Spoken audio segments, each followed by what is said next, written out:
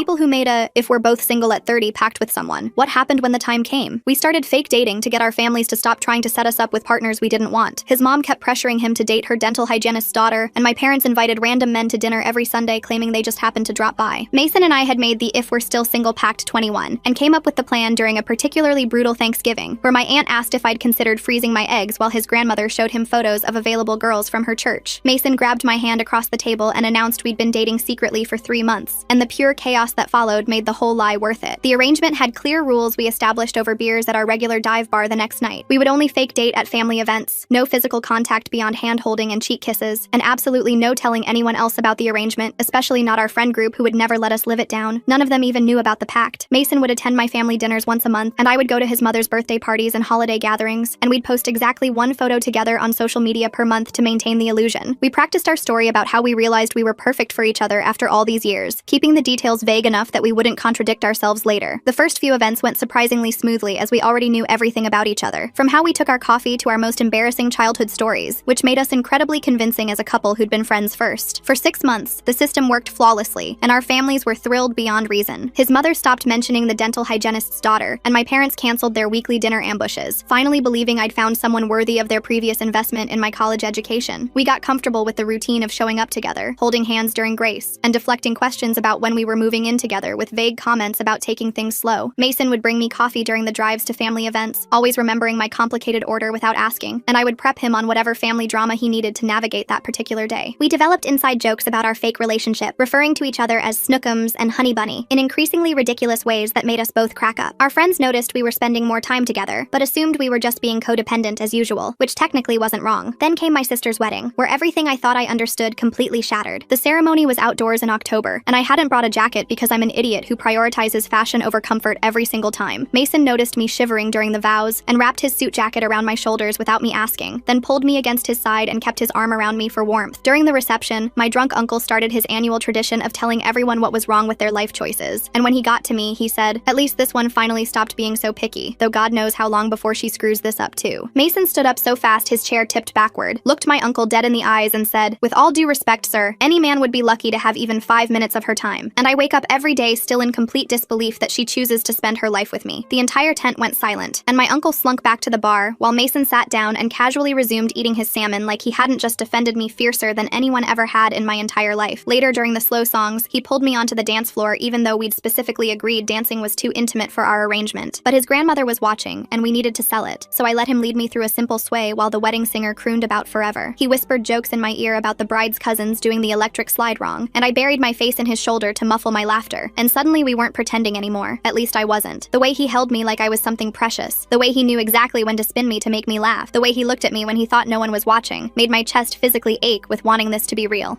My cousin caught the bouquet and shoved it in my hands, saying I was next, and Mason caught the garter and slid it up my leg while everyone cheered, his fingers trembling against my skin. Walking to the car afterward, both of us slightly drunk on champagne and wedding atmosphere, I couldn't stop myself from blurting out, "Mason, I think I'm falling in love with you for real, and I don't know how to stop it." He froze with his car keys halfway to the lock, turned to look at me with an expression I'd never seen before, and said, "Leah, there's something I need to tell you about why I really agreed to this whole fake dating thing." His keys slipped from his fingers and clattered on the asphalt while he turned to face me completely. The October wind cut through my dress and made me shiver harder than before. His face did this weird thing where his mouth tried to smile, but his eyes looked scared. "I've been in love with you since we were 23, but I also took a job interview in Seattle last month." My brain literally stopped working, and I just stood there staring at him. The parking lot lights buzzed overhead, and some drunk wedding guests stumbled past us laughing. Mason bent down to grab his keys with shaking hands and looked back up at me. "We should sit in the car because we're both kind of drunk and it's freezing out here." I followed him to his Honda and climbed into the passenger seat where I'd sat 1,000 times before. The familiar smell of his pine air freshener mixed with the champagne on our breath. He started the engine and cranked the heat up while I wrapped my arms around myself. Mason gripped the steering wheel and stared straight ahead at the empty parking lot. He told me he agreed to fake date partly to have more time with me before potentially moving. He also couldn't watch me date anyone else anymore after watching me go through 3 bad relationships in the past 2 years. The job offer came through yesterday, and he had 2 weeks to decide whether to take it or not. I finally found my voice and asked why he never said anything for 7 whole years if he felt this way. He made this broken laugh sound that hurt to hear. He explained that after we made our pact at 21, I made it super clear we were just friends. I'd told him multiple times how glad I was to have a friend who didn't want to date me. He'd rather have me as a friend than risk losing me completely by confessing his feelings. We sat there in complete silence while the heat finally started working and my teeth stopped chattering. The radio played some old song we used to sing together on road trips. I asked what happens now, and my voice came out smaller than I meant it to. Mason said he didn't know, but he couldn't let me think this was one-sided when I was brave enough to tell him the truth. His hands kept fidgeting with his keys, and I noticed he still wore the friendship bracelet I made him 5 years ago. We both agreed we were too drunk and emotional to figure this out tonight in a wedding parking lot. Mason put the car in drive and we rode home in complete silence except for the GPS telling him where to turn. The streetlights passed by in blurs and I pressed my forehead against the cold window. When we pulled up to my apartment building, he put the car in the park but kept the engine running. Before I got out, he grabbed my hand and squeezed it gently. "We'll talk tomorrow when we're both sober and can think straight." I nodded and stumbled out of the car, then watched his taillights disappear around the corner. Inside my apartment, I kicked off my heels and collapsed on my bed, still wearing my bridesmaid dress. I didn't sleep at all and just replayed every single moment of our friendship looking for signs I'd missed. That time he canceled a date to help me move furniture suddenly meant something different. The way he always remembered my birthday and got me thoughtful gifts instead of generic ones. How he never liked any of my boyfriends and always found something wrong with them. By morning, I had typed and deleted 37 different texts to Mason. My eyes were puffy from crying and my dress was wrinkled beyond saving. At noon, my phone buzzed with a text from Mason asking if we could meet at our regular dive bar at 2. I spent 3 hours getting ready, then changing outfits because nothing felt right for this conversation. My black dress seemed too formal, jeans felt too casual, and everything else looked wrong. I finally settled on jeans and his old college hoodie I'd stolen years ago. The bar was mostly empty when I walked in since it was Sunday afternoon. Mason was already sitting in our usual booth in the back corner, wearing the flannel shirt I'd bought him last Christmas. We both ordered water instead of our usual beers, which made the bartender joke about us being lightweights. Neither of us laughed because we were both too tense to find anything funny right now. Mason started by apologizing for the timing of everything and how he'd handled it. I told him to just be completely honest about everything, because I needed to understand. He explained the Seattle job was a huge promotion he wasn't even looking for. A recruiter had reached out to him about heading up their entire West Coast division. Why did Mason wait until she confessed her feelings to mention both the love thing and the Seattle job? That timing seems oddly convenient. The way he's been carrying this torch for 7 years but suddenly has this huge job offer, right? When their fake dating gets complicated makes me wonder what else he hasn't mentioned. The interview happened a month before we started our fake dating arrangement. When we came up with the fake dating plan, he thought maybe it would help him get over me before leaving. Instead, it made everything 100 times worse because he got to pretend we were real. Every time he tried to date someone else over the past year, he said he kept comparing them to me and finding them lacking. The Seattle job seemed like the perfect escape from watching me eventually end up with someone else, except now playing my boyfriend made everything 10 times worse. Because he got to know what it felt like to hold my hand in public and have me lean into him during movies and introduce him as mine. He was completely torn between taking this huge career opportunity and staying here for something that might not even be real. And the worst part was, he kept looking at me like he was trying to memorize my face. He thought maybe I was just caught up in the wedding atmosphere and the champagne and the slow dancing, and tomorrow I'd wake up and realize I didn't actually want him that way. I grabbed his shoulders and made him look at me while I told him about the exact moment he stood up to my uncle. That wasn't fake to me, not even a little bit. And neither was the way he always remembered my coffee order, or how he texted me stupid memes at 2 in the morning when he couldn't sleep, or how he drove 40 minutes out of his way to bring me soup when I had the flu last month. These feelings had been building for months, maybe years if I was being honest, not just tonight with the fairy lights and the wedding cake. The fact that he was planning to move to Seattle without telling me how he felt made me so mad I actually shoved him. Not hard, but enough to make my point. He caught my wrists and pulled me closer, and we just stood there in the parking lot staring at each other like complete idiots. We'd created this whole elaborate lie for our families while lying to ourselves about what we actually felt, and the irony was so ridiculous that I started laughing first. Mason cracked up too, and soon we were both bent over wheezing about how we'd accidentally catfished ourselves into real feelings while fake dating. The tension broke enough that we could actually talk without me wanting to either kiss him or punch him. He asked what I wanted him to do about Seattle, his voice all serious again. I stepped back and told him that wasn't fair to put on me because he needed to decide what he wanted for his career without factoring in my feelings. Starting something real with that kind of pressure hanging over us would doom us from the start, and we both knew it. We stood there by his car for another 20 minutes going back and forth until we finally agreed to take a week to think separately. He would look at the Seattle job based only on whether it was right for his career, and I would figure out if my feelings were real or just convenient, because he was already there being perfect. We also agreed to keep up the fake dating appearance for now because trying to explain this mess to our families while we sorted it out would be completely impossible. The drive home was quiet, except for the radio, and when he dropped me off, he kissed my forehead and said he'd see me at my parents' dinner on Sunday. 3 days later, Sunday dinner at my parents' house was absolute torture. Mom kept gushing about how perfect Mason and I were together, how she'd always known we'd end up together, how she was already looking at venues for next summer. Mason sat next to me at the table, close enough that our knees touched, but we could barely look at each other without remembering everything we'd said in that parking lot. Dad asked Mason about work, and he gave some vague answer about considering new opportunities without mentioning Seattle, which made my chest tight. My sister kept making faces at me from across the table because she could tell something was weird, but I just focused on cutting my chicken into smaller and smaller pieces. We left as soon soon as we could politely manage, claiming Mason had an early meeting, and the goodbye hug in front of my parents felt like acting in the world's most awkward play. 2 more days passed with nothing but a few basic texts about logistics before I completely broke down and called Christina Reed. She was my friend from college who lived about an hour away and didn't know any of our families, which made her perfect for this disaster. She showed up at my apartment with 2 bottles of wine and those expensive chocolates from the place downtown, and I told her absolutely everything. The pact we'd made at 21, the fake dating arrangement, the wedding, the parking lot confession, Seattle, all of it poured out while she sat on my couch drinking straight from the bottle. She listened to the whole ridiculous story without interrupting once, then looked me dead in the eyes and called me an idiot in the most loving way possible. According to her, Mason and I had basically been dating for real this entire time. We just called it fake to protect ourselves from the possibility of rejection. All those family dinners and hand-holding and inside jokes were exactly what actual couples did, minus the physical stuff. And even that had been slowly increasing with the cheek kisses and the dancing and the way we always ended up pressed together on the couch during movie nights. She pointed out that we'd literally been each other's primary person for years, and the fake dating thing was just an excuse to make it official without risking our friendship. She stayed until midnight helping me process everything, and when she left, she hugged me and told me not to let him go to Seattle without telling him the truth. Meanwhile, Mason was apparently having the exact same breakdown with Dennis Hansen from work. Dennis told him later that he'd never seen Mason talk about anyone the way he talked about me, like I was the sun and he was just lucky to be in orbit. 4 days into our thinking week, everything exploded when Judith Pearson, who went to church with Mason's mom, posted on Facebook about seeing us looking so in love at my sister's wedding. She wrote this whole long thing about young love and soulmates and then added something about engagement vibes and how she couldn't wait for the announcement. My phone immediately started buzzing with texts from aunts and cousins and my mom's book club friends, all asking when Mason was proposing and had we picked a date and did I want great-grandma's ring. My mom's ringtone cut through the chaos 43 minutes later, while I was still trying to respond to the flood of messages. I stared at her contact photo for 3 rings before answering, because I knew exactly what was coming. She launched into rapid-fire questions about why I hadn't told her about the engagement and when did Mason propose and had we set a date yet. I stammered through an explanation that Judith must have misunderstood something at the church event, and we definitely weren't engaged yet. Mom made this disappointed humming sound, but then immediately perked up and said she'd start looking at venues anyway just to be prepared. Before I could protest, she hung up to call her sister about dress shopping. My phone dinged with a text from Mason that just said, "I'm so sorry about Judith," and my chest got tight seeing his name on my screen. We hadn't texted since our conversation in his car 5 days ago when everything fell apart. I typed back, "We're idiots," and hit send before I could overthink it. 3 dots appeared immediately, then disappeared, then appeared again before his reply came through saying, "The biggest idiots." That tiny exchange felt like a crack forming in the wall between us, even though it changed nothing about our situation. I spent the rest of Sunday getting venue links from Mom every 20 minutes while trying to focus on work emails. Mason's grandmother called Monday morning while I was making coffee, and her voice had that formal tone that meant trouble. She invited us to a church luncheon that weekend to properly introduce us to the whole congregation as a couple. The way she said it made clear this wasn't really optional unless we wanted to explain why we couldn't attend together. I agreed because what else could I do without raising suspicions about our relationship status? She gave me all the details about dress code and arrival time, and mentioned how excited everyone was to meet me properly. After hanging up, I stared at my phone for 10 minutes before texting Mason about the luncheon. He replied asking if I was okay with going, and I could practically hear the concern in those 5 words. I told him yes, because even though everything was complicated and messy, I missed him after only 5 days apart. He sent back a thumbs up emoji, which was so unlike him that I actually smiled at my phone. The week crawled by with more venue links from Mom and careful texts with Mason about luncheon logistics. Friday night, he called to discuss our game plan for handling his grandmother's friends and their questions. We were supposed to strategize for maybe 30 minutes, but somehow 3 hours passed while we talked about everything except the luncheon. He told me about the Seattle job offer and how they wanted someone who could relocate within 6 weeks. The position involved leading their entire West Coast expansion, and the salary was almost double what he made now. I told him about my conversation with Christina at work and how she'd noticed I seemed different lately. Neither of us mentioned the elephant in the room about what would happen with us if he took the job. Saturday morning arrived too fast, and I changed outfits 4 times before settling on the navy dress his grandmother had complimented once. Mason picked me up and we drove to the church in mostly silence except for the radio playing quietly. The luncheon was in the basement fellowship hall with round tables covered in white tablecloths and centerpieces of fake flowers. Mason's grandmother calling with that formal tone for a church luncheon? That timing feels way too convenient. Almost like someone's orchestrating things behind the scenes to push them together. What's really going on with all these family members suddenly ramping up the pressure right when they're trying to figure things out? His grandmother swooped in immediately to parade us around to different groups of church ladies who all wanted to know our story. We stuck to our practiced version while holding hands and smiling until my face hurt from the effort. Judith appeared while Mason was trapped in a conversation with the prayer circle about mission work in Guatemala. She cornered me by the dessert table and started asking about ring shopping with this knowing look on her face. I dodged her questions badly by saying we were taking things slow and focusing on our relationship first. She patted my arm and said, "Young love shouldn't wait too long because life was short and unpredictable." Her eyes had this gleam that made me want to scream because she clearly thought she knew some secret. The formal lunch started with a prayer that went on for 5 minutes while everyone held hands around their tables. Mason sat next to me, and I could feel the tension radiating from his body as his grandmother introduced us to the whole room. Everyone clapped and someone shouted congratulations, which made my stomach twist into knots. During the meal, while his grandmother was busy talking to the pastor's wife, Mason reached for my hand under the table. It wasn't for show since no one could see beneath the tablecloth, and I knew he needed comfort as much as I did. I squeezed back and we held on like we were drowning while eating dry chicken and green beans with our free hands. The luncheon felt endless with more congratulations and questions about our future, while we kept smiling and lying. Mason's jaw was clenched so tight I worried he'd crack a tooth before we finally escaped 2 hours later. In the car, he started driving but suddenly pulled over in a drugstore parking lot 3 blocks from the church. He turned to me with this desperate look and said he couldn't do this anymore and needed to know what I was thinking. I took a shaky breath and told him I knew my feelings were real, but I was scared of ruining our friendship if we tried and failed. He stared at the steering wheel for a long moment before saying, "Our friendship was already ruined because we couldn't pretend these feelings didn't exist." His voice cracked when he said we could either try for real or spend our whole lives wondering what if. Before I could respond, his phone rang with the Seattle company's ringtone he'd set specifically for them. He answered on speaker, and they said they needed his decision by Monday morning because they had other candidates waiting. The deadline was 3 days away, and hearing it out loud made everything feel urgent and impossible at the same time. After he hung up, we sat in silence for 5 minutes before I said we needed to tell our families the truth separately. Whatever happened with us or Seattle, the fake dating lie had to end because it was making everything worse. Mason nodded and started driving again while we made a plan to talk to our families before Monday, so he could make his decision with a clear head. Saturday morning, I drove to my sister's apartment first, because she was always the easiest to talk to about hard stuff. She opened the door in her pajamas holding coffee and knew something was wrong before I even said anything. I sat on her couch and told her everything about the fake dating arrangement while she listened without interrupting once. Her face went through about 12 different emotions as I explained the pact from college and how we'd been lying to everyone for months. She set down her mug really carefully and said she was hurt. I didn't trust her with the truth, but admitted she'd suspected something felt off at the wedding. When I told her Mason and I had real feelings now, she actually smiled and said she'd help me tell our parents and would handle our uncle if he started being an ass about it. Meanwhile, Mason was at Dennis's place doing the same thing because he needed practice before facing his mom. Dennis apparently just laughed when Mason explained the whole fake dating scheme and said he'd wondered why they suddenly seemed so coupley after years of being just friends. He offered to go with Mason when he told his mom, which Mason texted me later, made him feel way less alone about the whole mess. Sunday morning came too fast, and I sat my parents down at their kitchen table, where we'd had every serious conversation since I was 12. I started from the beginning with the pact we'd made at 21, and watched Dad's eyebrows climb higher with each detail. When I got to the part about announcing our fake relationship at Thanksgiving, Mom's coffee cup stopped halfway to her mouth. Dad actually looked kind of impressed by how committed we'd been to the lie, but Mom's face went completely blank, which was never good. She didn't yell or throw anything, which was somehow worse than if she had. She just set down her cup and said she was disappointed I couldn't be honest with her about my life. Then she stood up and walked out of the kitchen, leaving me sitting there feeling like I was 5 years old again. Dad patted my shoulder and told me to give her time to process everything. My phone buzzed with a text from Mason saying his mom had taken it badly too. She kept asking why they would lie to everyone who loved them and couldn't understand how he could look her in the eye every Sunday dinner, knowing it was all fake. His grandmother apparently just nodded and said she knew something was off and she'd been praying for them both. That night I couldn't sleep and kept replaying Mom's disappointed face in my head. Without really planning to, I grabbed my keys and drove to Mason's apartment at 2 in the morning. He opened the door before I even knocked, looking as wrecked as I felt with dark circles under his eyes. We didn't say anything, just held each other in his doorway for what felt like forever. We stayed up the rest of the night sitting on his couch talking about everything we'd been too scared to say before. Our fears about ruining our friendship and what Seattle meant, and whether our families would ever forgive us for lying. By the time the sun came up, we'd decided that whatever happened with his job or our families, we wanted to try being together for real. Monday morning, Mason called the Seattle office and asked for 1 more week to make his decision, explaining he had a family situation to resolve. They agreed, which gave us 7 days to figure out if we could make long distance work or if one of us needed to make a big change. We spent those next few days together as a real couple for the first time, without any family watching or judging. We went to the movies and held hands without it being for show, and had dinner at restaurants where we didn't have to perform for anyone. It was awkward and wonderful and scary all at once, and we kept laughing at how we were basically starting at the beginning after pretending to be together for months. Wednesday, I brought Mason to meet Christina properly as my actual boyfriend, not just my fake one. She grilled him about his intentions for 20 minutes while I wanted to crawl under the table and die. But afterward, when he was in the bathroom, she pulled me aside and said we were perfect for each other and always had been. A week later, Mason called me while I was making dinner and said the words that made my stomach drop straight through the floor. The Seattle company offered him the position with a start date in 6 weeks, and he'd already accepted it because the salary was too good to pass up. I burned the chicken while he explained how he'd negotiated to work remotely 1 week every month so we could see each other regularly. We spent the next 3 hours on the phone making lists of how to handle long distance, when we'd visit, and which airline had the best deals on monthly flights. The hardest part was deciding to tell our families the truth about everything before he left, because trying to maintain any kind of lie from across the country would be impossible. We picked a neutral restaurant downtown and invited both sets of parents, plus his brother Dennis and my sister, for dinner the following Saturday. Mason held my hand under the table while we explained that yes, we were really dating now, but no, we hadn't been dating for the past 7 months like we'd told them. My dad's face went through about 12 different expressions, while my mom just sat there completely silent silent, which was somehow worse than yelling would have been. Dennis actually laughed and said he knew something was weird when we'd shown up to Thanksgiving holding hands like robots. Mason's mom looked like we'd personally betrayed her, which I guess we kind of had, while his dad just kept asking clarifying questions about the timeline. My sister was the angriest, not about the lying, but because she'd spent months planning double dates we'd kept dodging. The waiter kept trying to take our order while this whole mess unfolded and finally just left water pitchers on the table and disappeared. Mason explained about the pact we'd made at 21 and how the fake dating started as a way to get everyone to stop the setups. His mom interrupted to say she only wanted him to be happy, and the dental hygienist's daughter wasn't even that nice anyway. My mom finally spoke up to say she felt manipulated and didn't understand why we couldn't just tell them we didn't want to be set up. The conversation went in circles for another hour, with everyone processing the deception at different speeds. When we finally ordered food, nobody really ate much except Dennis, who said drama made him hungry. Over the next week, my mom gave me the silent treatment, which kind of peaceful until she showed up at my apartment with coffee and said she understood why we felt so pressured. She admitted she'd been too pushy about my love life and promised to back off on the marriage timeline, though we both knew that would last maybe 2 months. Mason's mom took longer to come around and kept making passive-aggressive comments about trust until Dennis's wife pulled her aside at Sunday dinner. There's something oddly convenient about Mason's mom admitting the dental hygienist's daughter wasn't that nice anyway. Makes me wonder if she knew all along these setups weren't great matches, but kept pushing them anyway for her own reasons. She told her how her own parents had pushed her into her first marriage at 22 and how much she wished she'd had the courage to push back like we had. After that, his mom started softening, especially when she saw how Mason looked at me now that we were actually together. The gossip situation was a complete nightmare because Judith had already told everyone at their church about our engagement that didn't exist. We had to keep correcting the story, which led to even more confusion, with some people thinking we'd broken up and gotten back together. Others assumed we were covering up some huge fight, and one of Mason's cousins started a rumor that I was pregnant, which explained the quick engagement that again didn't actually exist. Every family event became an exercise in damage control, with both of us giving slightly different versions of the real story because we couldn't keep the details straight. 5 weeks after the restaurant confession, I was sitting on Mason's bedroom floor surrounded by cardboard boxes and packing tape. We folded his clothes while alternating between crying about him leaving and laughing about how we'd gotten ourselves into this whole situation. He showed me his flight confirmation for 3 weeks after his start date, and I showed him mine for the week after that. His apartment was basically empty, except for the furniture he was selling and the boxes shipping to Seattle. The morning of his flight, I drove him to the airport at 5 a.m. because neither of us could sleep anyway. The check-in line was endless, and we just stood there holding each other while business travelers gave us weird looks. At security, he kissed me in front of everyone and said he'd loved me for 7 years, so a few hundred miles meant nothing. I completely lost it, and ugly cried right there, while TSA agents pretended not to notice, and strangers actively avoided eye contact. The drive home was brutal, and I had to pull over twice because I couldn't see through the tears. 2 months into long distance, we'd developed a routine of nightly video calls and sending each other stupid photos throughout the day. Mason sent me a care package with Seattle coffee, and I sent him cookies from his favorite bakery that arrived completely crushed. We counted days between visits like kids counting to Christmas, and had a shared calendar with all our flights highlighted in different colors. Our families had mostly accepted our relationship, though comments about the lying still popped up at every gathering. My mom kept mentioning how nice Seattle was this time of year, and Mason's mom started sentences with, "when you move there," like it was already decided. The truth was, we were planning for me to possibly move next year if things kept working, but that conversation terrified me as much as it excited me. Some nights the distance felt impossible, and other nights we'd fall asleep on video call and wake up to dead phone batteries. But we were making it work, really work, not fake work, and that made every mile worth it. Well folks, that's all for today's story time. Thanks for letting me wonder about things with you. It's always a good ride. Until we meet again, stay curious, and subscribe for more content like this.